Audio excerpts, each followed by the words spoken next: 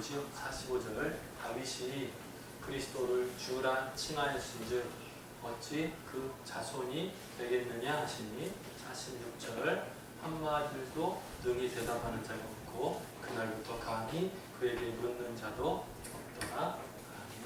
서로 다 같이 해보죠. 시작. 다윗이 그리스도를 주라 칭하였은즉 어찌 그 자손이 되겠느냐 하시니 46절 한 말도 능히 대답하는 자가 없고 그날부터 감히 그에게 묻는 자도 없더라. 그렇구나. 한번 인사할까요? 잘 오셨습니다. 만나서 반갑습니다. 반갑습니다. 네, 반갑습니다. 네, 오늘 말씀의 제목은 다윗의 그리스도라는 제목으로 함께 은혜 나눠보고자 합니다. 그리스도라는 단어의 뜻은 아시죠? 그리스도는 메시아랑 같은 대상이고요. 기름 부음을 받은 뜻입니다. 구원자라는 뜻을 가지고 있습니다. 다윗에게 있어서 구원자, 다윗에게 있어서 메시아는 어떤 존재였나를 좀 생각해보고 우리의 삶하고 좀 비교해보면 좋을 것 같습니다. 호칭이라고 한번 보고 싶은데요. 호칭 그러면 보통 여기 뒤에 써 있는 거 보고 12호 말고 이름을 부르는 호칭. 그래서 이름에 대해서 상대방에 대한 생각의 차이가 날 수 있습니다. 예를 들면 예수님을 제자들은 뭐라고 불렀어요? 여기 나와요. 읽으시면 돼요. 제자들은 예수님을 그리스도라고 불렀어요. 또 메시아라고도 했습니다. 그리고 하나님의 아들이라고도 했고 주라고도 불렀고 처음에는 랍비라고 부른 적도 있습니다. 요거 외에도 오늘 찬양가사에 나오는 것처럼 다윗의 자손이여 이렇게 그런 적도 있어요. 그 소경에 넣을 때도 그랬고 그래서 예수님을 따르던 사람들의 호칭은 예수님에 대해서 긍정적인 호칭이 많습니다. 여러분들은 어떻습니까? 여러분이 존경하는 사람, 선생님, 주님, 메시아라고 생각하는 사람을 부르는 호칭이 어떤 호칭이 쓰이면 좋을까요? 이제 종교 지도자들의 모습을 보면 좀 다른데 종교 지도자들은 당신이라고 불렀습니다. 여기서 당신은 2인칭이에요. 3인칭이 아니고 2인칭으로 불렀습니다. 그냥 내가라고 불렀습니다. 이제 공식 재판석상에서 이런 식으로 많이 불렀는데 내가 감히 어떻게 뭐 하나님을 무시할 수 있느냐 뭐 이렇게 할 때 그냥 너라고 불렀습니다. 좀 전에 찬양 가사에도 당신은 영광의 왕 나오잖아요. 그래서 당신은 뭐예요? 3인칭이에요. 존칭. 당신에 대한 존칭으로 많이 써요. 우리 시적인 표현이라고 그러죠. 시에서 당신은 그러면 그게 너 나의 2인칭이 아니고 제3자의 입장이 3인칭이에요. 존경의 대상으로 당신이라는 뜻으로. 그래서 나중에 후렴가에 보면 당신은 예수 그리스도 주 뭐 이렇게 나오잖아요. 들어보셨어요? 한번 보고 갈까요? 찬양 가사 한번 띄워. 알고 부르셔야 돼요. 예수님하고 친구라고 맘먹어가지고 당신 뭐 이러면 안 되고.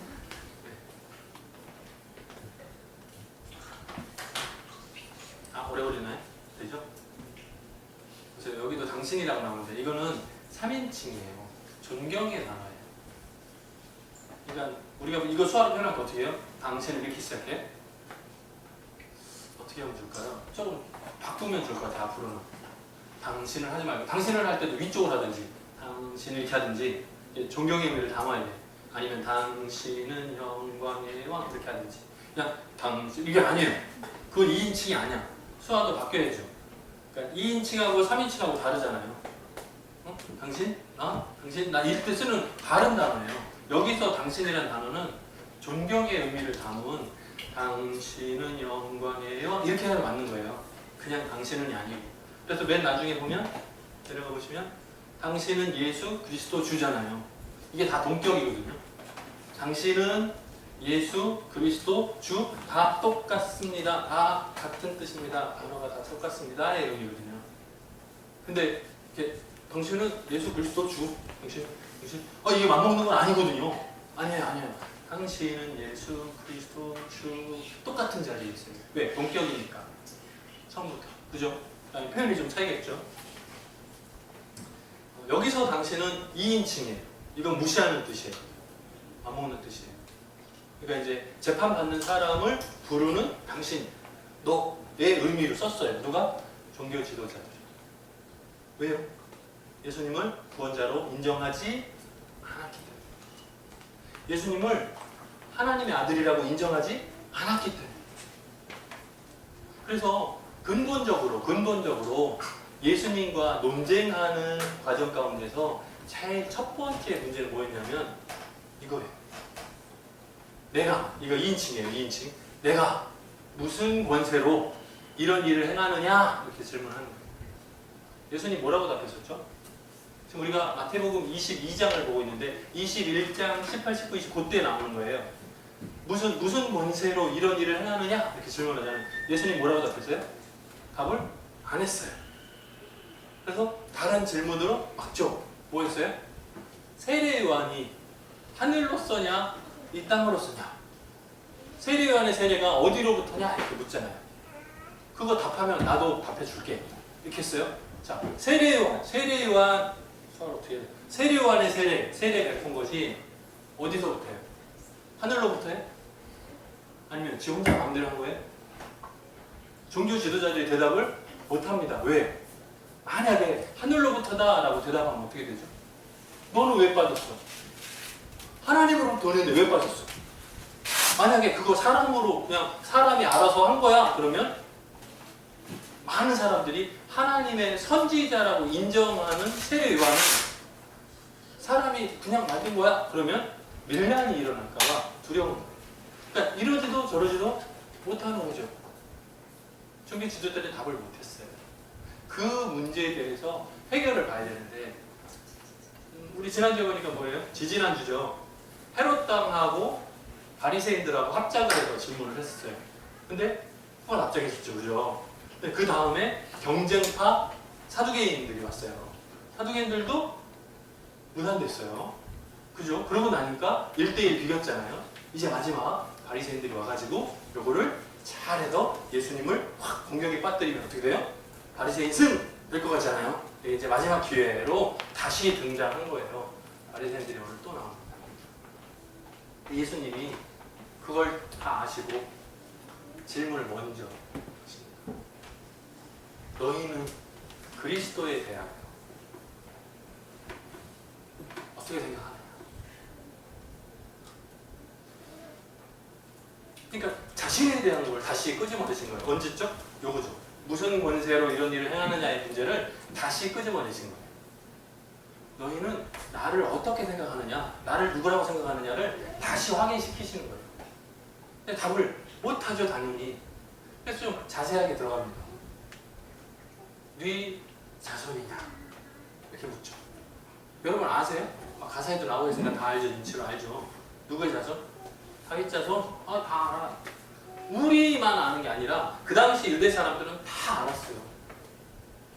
심지어는 앞을 보지 못하는 시각장애인도 다윗의 자손이여 나를 불쌍히 여기소서. 여기 그렇게 막 부르짖어가지고 예수님 은혜를 받았었잖아요. 보지 못하는 사람은 다 알아. 지금 상황은 그렇잖아요. 그러니까 유대인들은 이걸 모르지 않아요. 마태복음은 유대인들이 읽는 성경이죠. 복음서가 유대인들을 위한 복음서가 마태복음입니다. 1장 1절 처음 시작이 뭐예요? 아브라함과 다윗의 자손 예수 그리스도의 족보라. 그러고 시작되잖아요. 그죠? 아브라함과 다윗의 자손 예수 그리스도의 족보라. 그러고 시작된단 말이에요. 자, 그러면 당연한 거를, 뻔한 거를 왜 질문할까? 예수님이 이것에 대해서 대답을 못하는 종교 지도자들, 특별히 바리새인들 앞에 시편을 끄집어내십니다. 시편, 110편.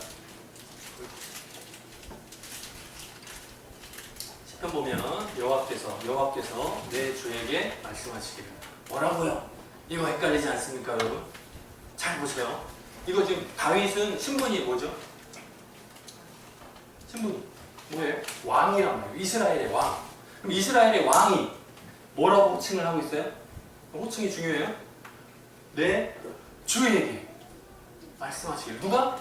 여호와께서 내 주에게 나는 종인데 내 주인, 왕이 주인이라고 부를 수 있는 건 누구뿐이에요?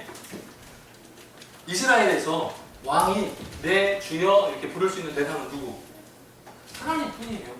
자, 그런데 유일신 생각을 가지고 있는 유대 사회 가운데서 여호와께서 내 주에게 말씀하시기를 이 얘기에 나옵니다. 그 내용은 더 재밌어요. 내가 내 원수로 내 발등상 되게 하기까지 너는 내 우편에 앉으라 하셨도다. 어려워요? 쉽죠? 어려워요? 쉽죠? 어려워요? 쉽죠? 이게 무슨 말인지 다 알잖아요. 예수 그리스도께서 사단 권세를 멸하시기까지 너는 내 우편에 앉았으라 이거잖아요. 하나님께서 아들아 너는 내 우편에 앉아있어라. 언제까지? 사단의 권세를 끝까지 우편에 앉아있어라. 그렇잖아. 우리가 신앙 고백 하잖아요. 하나님 보좌 우편에 앉아 계시다가 저리로 산자와 주자 심판을 보시다. 그래서 다시 가시잖아요. 내려왔다가 다시 가시잖아요. 하나님 보좌 우편에 앉아 계십니다. 우리를 위해서 중보 기도하고 계십니다. 늘 우리가 알잖아요. 배워서 다 알잖아요. 그런데 그 당시에는 여호와하고 내 주하고를 구분해서 사용하고 있다. 놀랍죠? 다윗이 생각했던 메시아는 여호와라는 그 이름 외에 내 주라고 해서 사용하고 있어요.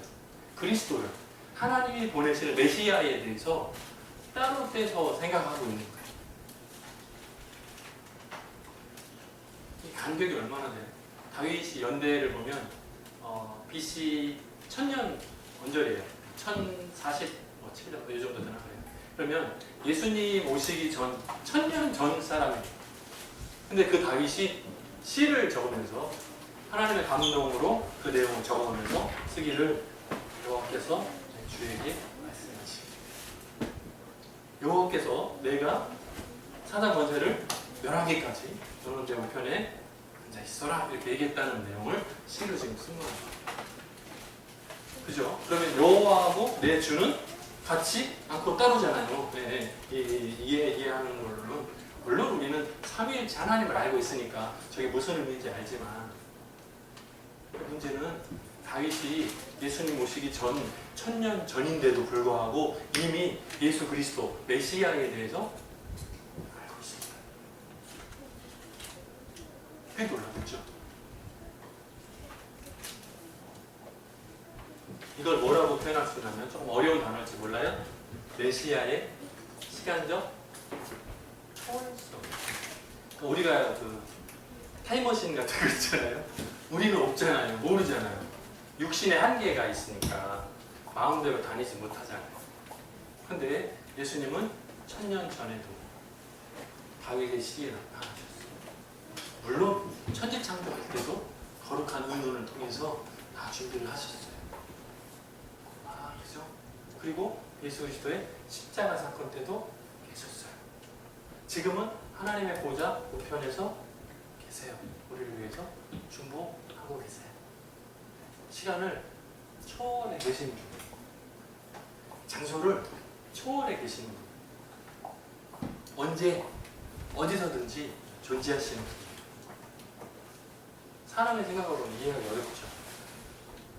성경에 나온 대 따라갑니다. 믿으면 보여요. 믿지 않으면 안 보여요. 자, 요한계시록 보면 22장 16절에 뭐라고 나오냐면 예수님이 직접 언급하신 걸로 빨간색으로 표현돼서 나와요. 나는 다윗의 뿌리요 자손. 육신적으로는 다윗의 혈통으로 오셨어요. 맞아요. 하지만 다윗의 뿌리가 돼요. 거슬러 올라가면 어떻게 되죠? 거슬러 올라가면 그 누가복음 족보를 참고해 보면 쉬울 것 같아요. 그 이상은 아담이요. 그 이상은 그러잖아요. 그러니까 다윗의 뿌리요, 다윗의 후손이다. 가능하죠. 자, 그러니까 예수 그리스도께서 다윗 왕을 그 후손이라고만 생각을 하던 유대인들에게 그게 아니고 예수 그리스도께서 다윗 왕의 오히려 그 위에 있는 뿌리다라고 설명하는 것을 이제야 눈이 열려집니다. 메시아 사상에 대해서 잘못 착각한 부분들을 고쳐주시고, 자, 우리가 예수 그리스도를 시간적으로 제한하고 있다면 2000년 전에 계셨던 십자가에 달려 돌아가셔서 끝! 아니요. 지금도 살아계셔서 나와 함께 동행하시는 예수 그리스도. 2000년 전에도 3000년 전에 다윗과도 함께 계셨던 예수 그리스도. 다윗의 그리스도는 지금 이 시간에 3000 어떻게 돼요? 3000년이 지난 지금도 나와 함께하는 그리스도십니다. 시간을 초월해서 다윗이 섬겼던 그 예수 그리스도를 지금도 똑같이 우리들에게도 만나주신 그 은혜를 한 주간 동안 경험할 수 있기를 주님으로 축원합니다. 우리가 어떤 삶의 태도를 가질 것인가 빼내면 예수님이 가신 그 길을 따라가요. 예수님은 자신을 희생하셨어요. 창조주의 자리에서 다 내려가셨어요. 하나님과 동등이지만 취할 것 보이지 않으시고 이 땅에 피조물과 똑같은 사람의 모습을 보셨어요. 그리고 우리를 위해서 십자가를 지셨어요. 어쩌면 손해보는 제자들의 발을 씻기시는 섬김의 그 모습으로 우리들에게 보여주셨어요. 지난주에 제 후배 목사 인터넷에다가 글을 하나 올렸더라고요. 교회 앞에다가 차를 세워놨는데 긁히지 않았어요. 까만 차예요. 근데 흰색으로 그걸 사진을 찍어가지고 인터넷에 올렸어요. 제가 봤어요. 그랬더니 그냥 묻은 게 아니고 긁혀서 떨어져 나왔어요. 그 코팅 된 게 떨어져 나왔어요. 김혜기 집사님 경험 있어요? 다른 사람 무슨 모르는 사람 긁고 지나가면 있어요? 어떻게 찾았어요? 찾았어? 아, 찾기 어려워요. 근데 여기는 CCTV가 있었어요. 확인을 했어요. 차 번호가 나오잖아요. 경찰에 신고를 했어요. 왜? 이거 뭐라고 해야 되죠? 이렇게 하고 도망가면 뺑소니잖아요. 큰 죄거든요. 잘못하면 벌금 내요. 나중에 재판받고 벌금 내야 될 거야. 아마. 구속까지는 아니고 미미하니까 사람이 다친 게 아니니까. 이제 그날 저녁에 전화가 왔어요. 권사님이시. 처음 말이 하나님께 맹세코 정말 몰랐습니다. 근데 이제 긁힌 모양을 보니까 제가 봤을 때는 모르면 운전 앞으로 하시면 안 된다. 그때는 좀 모를 수가. 그 정도 긁히면 운전해서 일 모른다? 이게 지금 차니까 다행이고 사람이 이제 치고 가는데 모른다? 그러면 말도 안 되는 수준이에요. 그래서 근데 이제 그 말이 제 후배 목사가 듣기에는 좀 이상한 거죠. 하나님께 맹세코 몰랐습니다. 말하니까 집사님이세요, 권사님이세요, 물었대요. 권사라고 얘기하시죠. 하나님의 이름으로 맹세하는 거 하지 마시라고. 나는 목사라고. 그랬더니 저쪽에서 답이 다행이에요. 다행이라는 건 뭐래?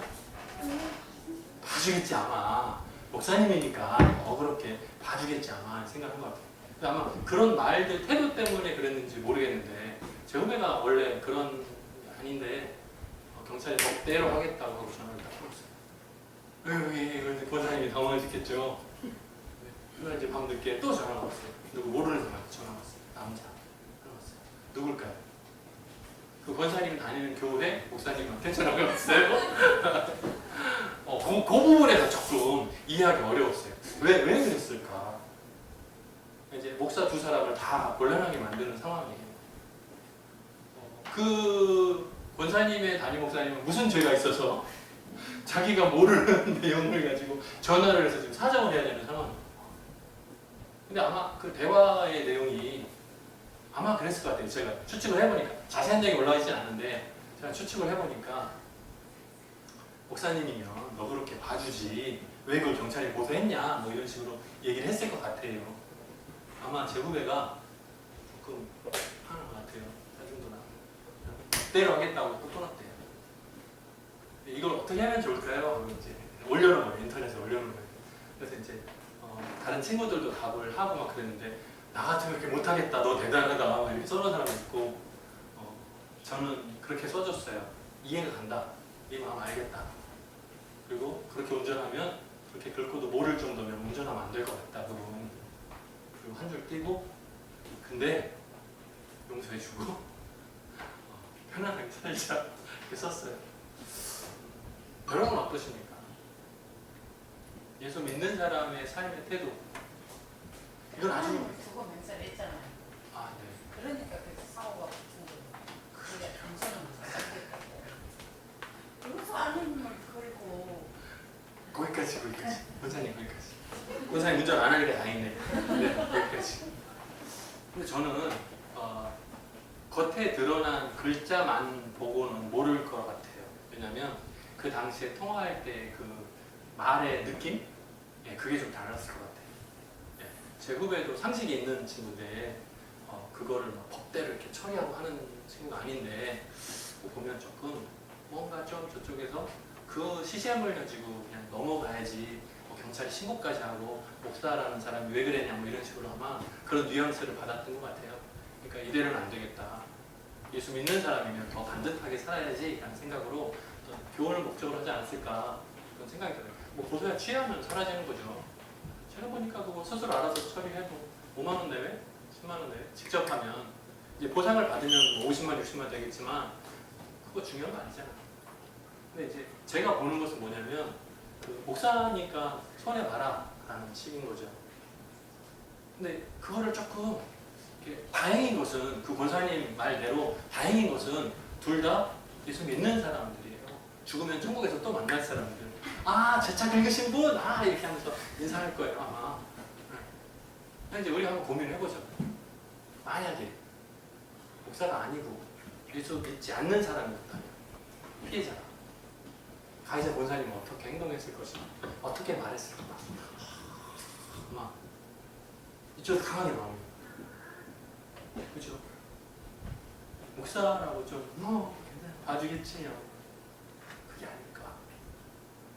그러니까 우리의 태도도 조금은 바뀌어야 될 거예요. 똑같이 상대방이 예수 믿던 믿지 않던 관계없이 목사 입장에서 저도 한번 입장 바꿔 생각해봤어요. 저희 그 교회 본고도 옆구리를 받친 적이 있어요. 누가 그랬는지 몰라. 주변에 다른 차 방향이 있어서 CCTV 막 찾았어요.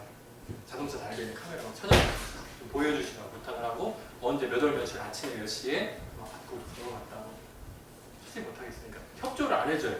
본인들 문제가 아니니까 나하고 관계없는 일에 이렇게 연루되기 싫은 거죠. 다 피하시더라고요. 그래서 그냥 그대로 지금 한 6년 전 사건인데 그대로 다녀요. 옆에서 보시면 이렇게 찌그러져 있어요. 제가 어디 가서 긁힌 게 아니고 다른 차가 이렇게 후진하다가 받고 그냥 가버렸어요. 근데 그대로 있어요. 근데 우리의 고민인 것 같아요. 이건 아주 작은 예인데 교통사고 이런 거 말고 다른 것도 마찬가지거든요. 여러분의 마음이 상하는 문제들이 생길 수 있습니다. 살면서 이웃과 혹은 낯선 사람과의 사이에 문제가 생길 수 있어요. 근데 예수 믿는 사람으로서 어떻게 할 것인가? 무조건 손해? 그건 아닐 거예요. 가능하면 법의 테두리 안에서 갈 거라고. 하지만 잊지 말아야 될 것은 뭐라고요? 우리는 은혜 받은 사람이에요. 예수님처럼 결정할 수 있을까라는 할 수 있을까요? 할 수 있을까요? 가능하면 영광 돌리는 모습으로 잘 봐. 이번 주가 지나고 나면 제 후배 목사한테 한번 전화해보고 싶어요. 어떻게 잘 해결이 됐는지 궁금. 보상금을 많이 받았으면 밥 먹자고 하고 아니에요. 여러분 어떠세요? 이번 한 주간에 무슨 문제가 날는지 몰라요. 다른 사람 일이니까 모르는 목사님 문제니까 목사님이 참아야지 쉽지. 이게 간단해.